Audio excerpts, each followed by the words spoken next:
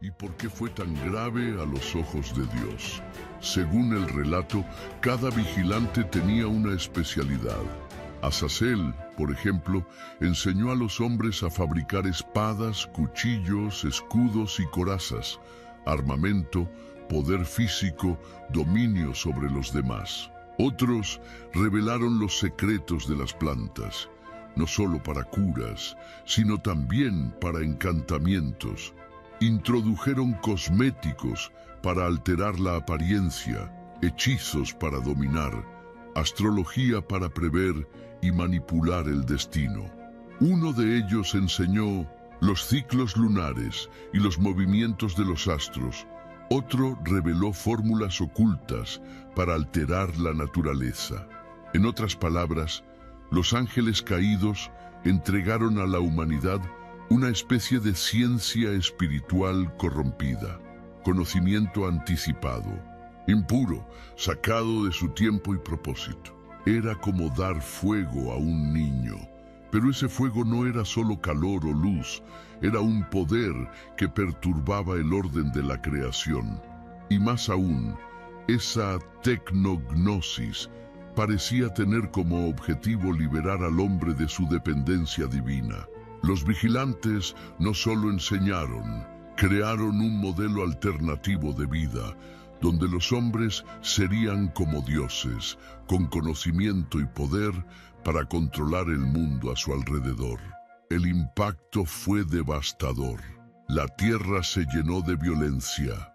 Dice Enoc, los Nefilim, fruto de esa unión impura, comenzaron a devorar todo a su alrededor, y cuando ya no había más que consumir, se volvieron contra los propios hombres. Un mundo dominado por el caos, por gigantes hambrientos, por seres que mezclaban lo espiritual y lo material de forma desequilibrada. Era el colapso del plan original. La creación estaba siendo corrompida desde sus raíces. Hoy, muchos se preguntan si esas enseñanzas realmente desaparecieron. Algunos estudiosos trazan paralelos entre las prácticas de los vigilantes y tradiciones antiguas de alquimia, magia, astrología e incluso tecnologías perdidas atribuidas a civilizaciones como la Atlántida. ¿Será que fragmentos de ese saber sobrevivieron? ¿Estarán ocultos en órdenes secretas, manuscritos prohibidos o quizás en redescubrimientos modernos que desafían las leyes de la física? Pero el fruto más impresionante de esa transgresión aún estaba por llegar. Los Nefilim, esos híbridos entre el cielo y la tierra, se convertirían en los mayores terrores de aquel mundo antiguo.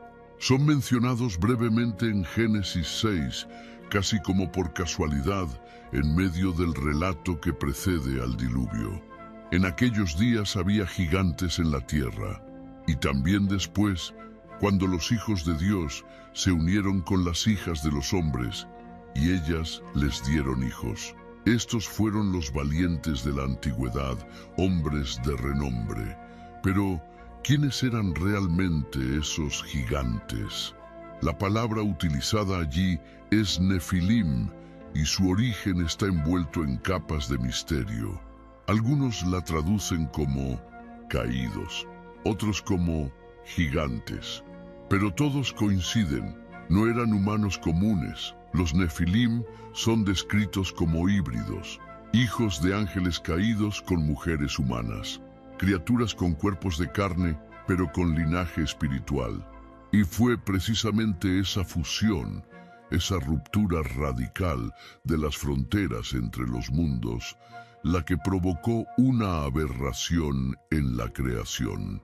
No heredaron solo una fuerza física descomunal, sino también arrogancia, sed de dominio y un hambre insaciable. Enoc describe cómo devastaban todo, animales, cultivos, ciudades, hasta que se volvieron contra los propios hombres y, según algunos relatos, incluso entre ellos. Esa violencia desenfrenada llamó la atención del cielo.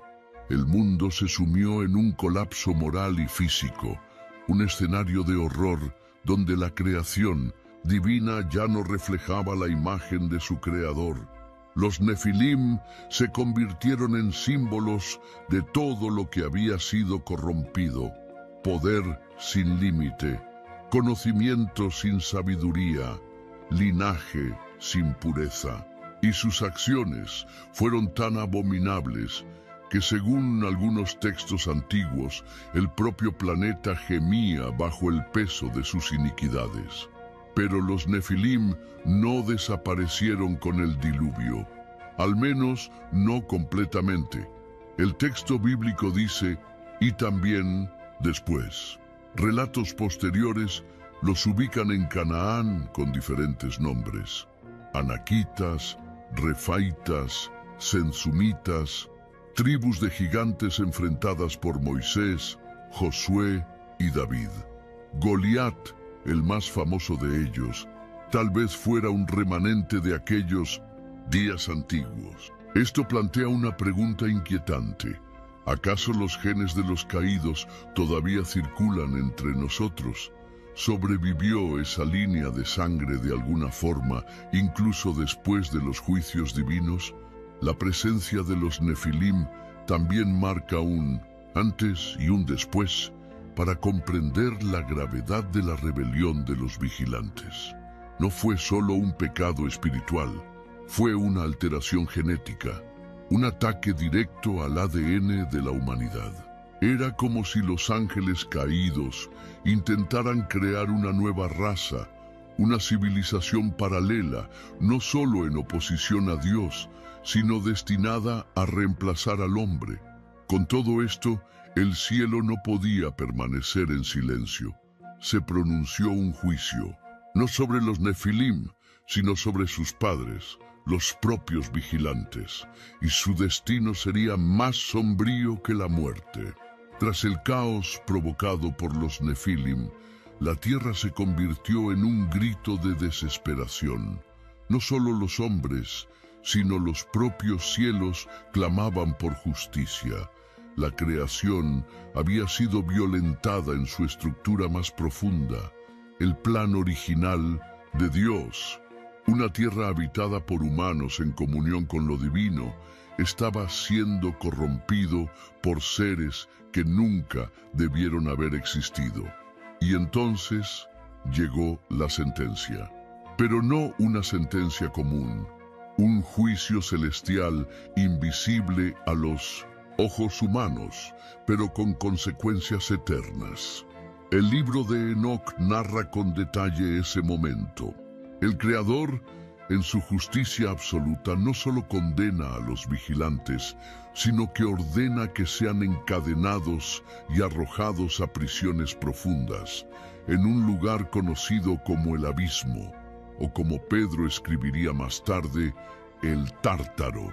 Esta palabra, proveniente de la mitología griega, era el lugar más profundo del Hades, reservado para las entidades más perversas, y es allí donde fueron aprisionados estos ángeles caídos, no muertos, no destruidos, sino encarcelados, esperando el día del juicio final. La misión de ejecutar este castigo fue dada a arcángeles.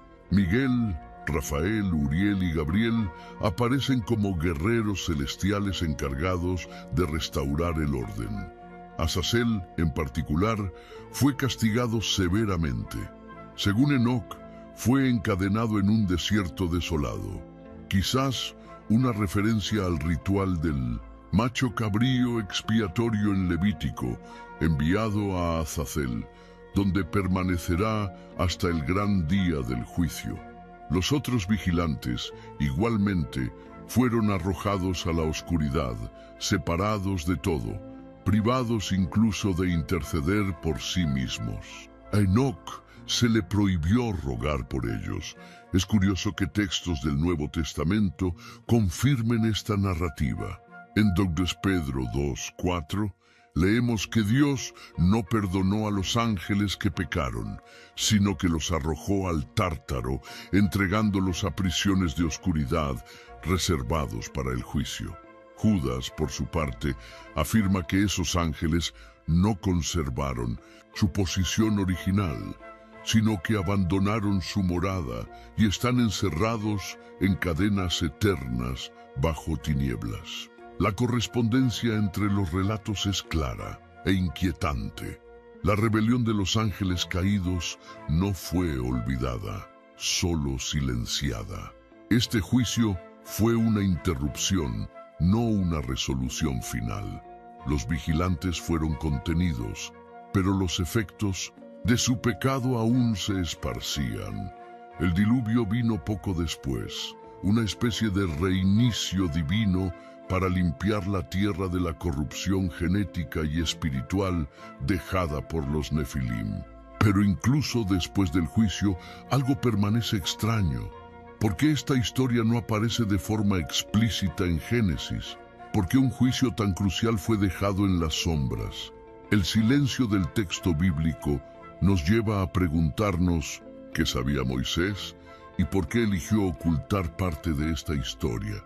Moisés, el gran legislador, autor de la Torá, aquel que hablaba con Dios cara a cara, sin duda conocía los secretos más antiguos del cielo y de la tierra. Pero al redactar el libro del Génesis, eligió un camino enigmático: omitir, o al menos disfrazar, los eventos más impactantes sobre los ángeles caídos.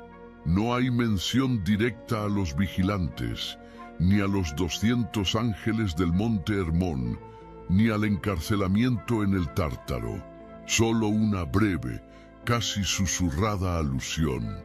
En aquellos días había gigantes en la tierra, y también después. ¿Por qué tanto silencio? Una posible explicación se encuentra en el contexto en el que Moisés escribió. El pueblo de Israel, recién salido de Egipto, estaba rodeado de naciones politeístas, cuyas mitologías estaban llenas de historias sobre dioses que descendían a la tierra, se relacionaban con humanos y engendraban héroes sobrenaturales. Los egipcios tenían a Horus, Isis, Osiris, los cananeos a Baal y Astarte, los griegos y babilonios, una infinidad de semidioses. Contar la historia de los Nefilim y los vigilantes de forma explícita quizás hubiera sido para Moisés una manera de alimentar el sincretismo que él mismo trataba de erradicar. En lugar de eso, Moisés opta por una narrativa limpia, directa, que enfatiza la soberanía de un único Dios, creador y sustentador de todas las cosas. Aún así, deja rastros. Las entrelíneas de Génesis 6 están cargadas de tensión. Los hijos de Dios vieron que las hijas de los hombres eran hermosas. La estructura del hebreo allí no sugiere un encuentro natural, sino algo perturbador, fuera de orden. Y el juicio divino que sigue, un límite a la vida humana y la decisión de destruir casi toda la creación con el diluvio, resulta desproporcionado si se interpreta solo bajo la óptica del pecado humano común. También está la cuestión del público. Moisés escribió para una generación que necesitaba estructura, no misticismo. Revelar toda la verdad sobre los ángeles caídos podría haber desestabilizado una fe aún frágil, recién liberada de la idolatría. No mintió, pero guardó. Dejó vacíos que solo pueden ser llenados con textos paralelos como el libro de Enoc, el libro de los jubileos y los apócrifos preservados por los esenios. El silencio en este caso puede haber sido el lenguaje de la prudencia, o quizás una estrategia divina. Después de todo, no todo lo que es verdadero está listo para ser comprendido. Algunas verdades necesitan ser descubiertas en el momento adecuado, por ojos que sepan ver en las sombras. Pero si los vigilantes fueron castigados, si los Nefilim fueron destruidos, si los textos fueron silenciados, ¿por qué aún hoy sentimos Los ecos de esa historia. ¿Están esos seres completamente fuera del juego? ¿O existe aún un capítulo final que espera ser revelado? Aunque el juicio de los vigilantes fue declarado y la humanidad experimentó un reinicio con el diluvio, la Biblia indica que la historia de los ángeles caídos aún no ha terminado. Y ese final, o tal vez ese nuevo comienzo, está entrelazado con el fin de los tiempos. Los ecos del juicio pasado aún resuenan entre las líneas proféticas de las Escrituras, y las palabras de Pedro, Judas y Juan parecen susurrar que los caídos todavía esperan algo. Apocalipsis 9 describe una visión apocalíptica aterradora. Un ángel cae del cielo y recibe la llave del pozo del abismo. De allí emergen criaturas terribles. No son demonios comunes ni humanos. Son seres que parecen provenir de otra era. El texto utiliza imágenes de escorpiones, caballos, rostros humanos y alas, símbolos de algo híbrido, mezclado, como si el mundo estuviera presenciando el regreso de horrores olvidados. Y entre ellos, un rey, Abadón, también llamado Apolión, el destructor. ¿Están estas criaturas relacionadas con los vigilantes encarcelados? ¿Es este el regreso de los Nefilim? Jesús advirtió que los días de su regreso serían como en los días de Noé, un tiempo de corrupción, violencia y transgresión de límites. Pero ¿cuál es exactamente ese paralelo? ¿Solo inmoralidad? ¿O el regreso literal de aquello que llevó a Dios a intervenir de forma tan radical? Algunos estudiosos sugieren que las manipulaciones genéticas modernas, el avance de la inteligencia artificial y la obsesión con la inmortalidad son ecos de ese conocimiento antiguo, heredado quizás de la rebelión de los ángeles caídos. ¿Estaremos, sin saberlo, repitiendo la transgresión original? Además, los textos apocalípticos no cierran el destino de los caídos con el diluvio. Se dice que están reservados para el juicio. Esto implica que aún hay una audiencia programada, un juicio definitivo. En 1 Corintios 6:3, Pablo hace una afirmación desconcertante. ¿No sabéis que juzgaremos a los ángeles? ¿Qué ángeles son esos? Ciertamente no los fieles. Los vigilantes, aquellos que abandonaron su morada y fueron aprisionados, todo apunta a un evento aún futuro, donde la humanidad redimida tendrá un papel en un tribunal cósmico nunca antes imaginado. El silencio de la Biblia sobre muchos de estos detalles no es un olvido, es una invitación a buscar, comparar, investigar. Dios dejó señales esparcidas, fragmentos de la verdad escondidos como piezas de un rompecabezas. Y para aquellos que se atreven a mirar más allá, que no se conforman con lo obvio, la historia de los ángeles caídos revela no solo el pasado, sino también el futuro. Entonces, ¿qué ocurrió realmente con los ángeles caídos antes del Edén? Su juicio fue solo el principio. La última palabra aún está por pronunciarse. Y tal vez nos involucre a nosotros aquí y ahora.